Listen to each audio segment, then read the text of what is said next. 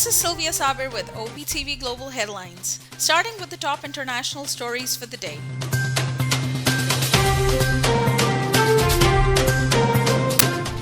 The International Monetary Fund has said it is deeply concerned with the economic situation facing Afghanistan. IMF spokesman Jerry Rice said the immediate focus should be on allowing the flow of remittances and small-scale transfers and providing aid to countries hosting Afghan refugees.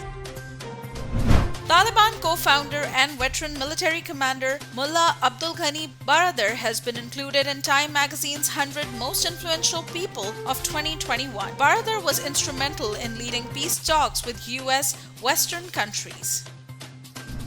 The foreign minister of Russia, China, Pakistan and Iran have urged Taliban to form inclusive government in the Dushanbe meeting. The top diplomats of Afghanistan's neighboring countries and Russia emphasized on collective efforts to counter economical and humanitarian threats to Afghanistan. New York City officials said proof should be required for anyone entering the UN General Assembly Hall. Meanwhile, UN Chief Antonio Guterres has stressed that he cannot ask world leaders to show they've been vaccinated against COVID-19. China has slammed a new US alliance with Australia and Britain as an extremely irresponsible threat to regional stability. The export of highly sensitive nuclear submarine technology by the United States and Britain to Australia proves that they use nuclear exports as a tool of geopolitical games, Chinese Foreign Ministry spokesman said.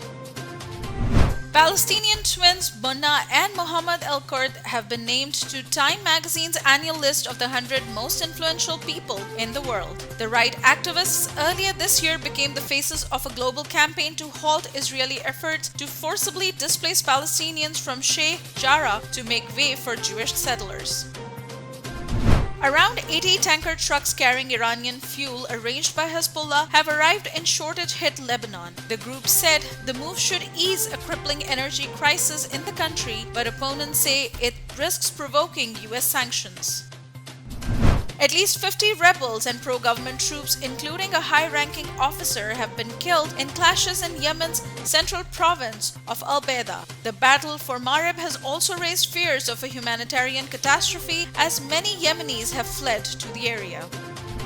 France's President Emmanuel Macron has announced the death of Daesh leader Adnan Abu Walid al-Sahrawi in the Sahara region. Macron marks it as another major victory for us in the fight against terrorist groups. Japan's volcano Mount Otake has erupted on Friday, causing the country to issue Level 3 alert. There were no immediate reports of injuries after the eruption in Kagoshima Prefecture. Up next, we have the national updates. The United Nations High Commissioner for Refugee has called on the Chief of Army Staff General Qamar Javed Bajwa at the General Headquarters in Rawalpindi. The COAS reiterated the need for convergence of global efforts to avert the humanitarian and refugee crisis in Afghanistan.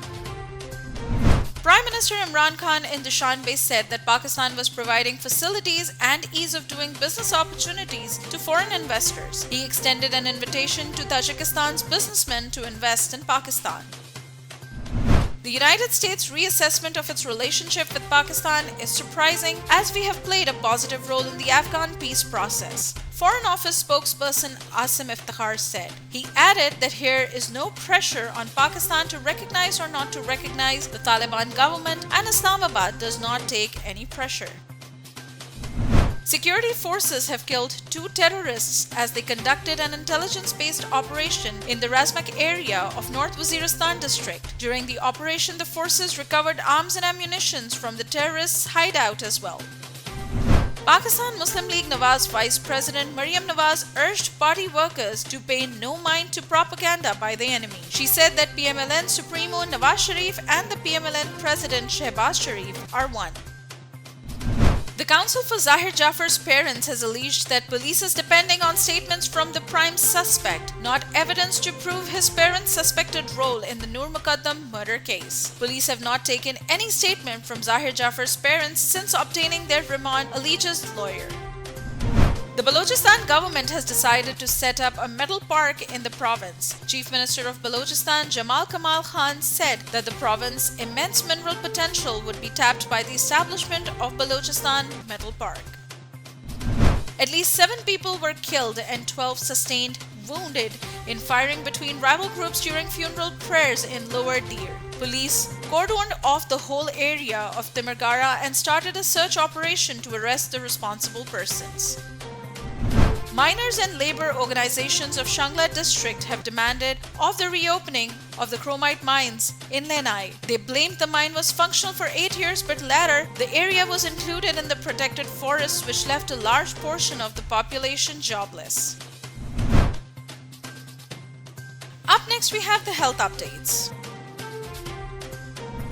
The U.S. Food and Drug Administration approved drug Exkivity to non-small cell lung cancer. Non-small cell lung cancer is the most common form of lung cancer, accounting for about 85% of the new cases.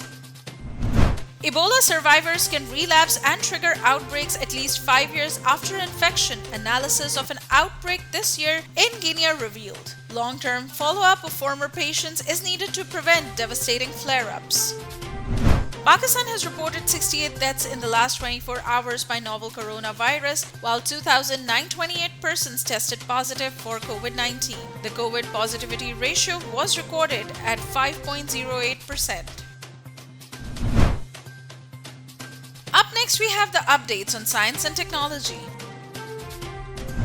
Egypt scientists have identified fossil of land-roaming whale species. Prehistoric semi-aquatic whale unearthed over a decade ago in the country's western desert. The fossil sheds light on the evolution of whales from land mammals into species that live exclusively in water.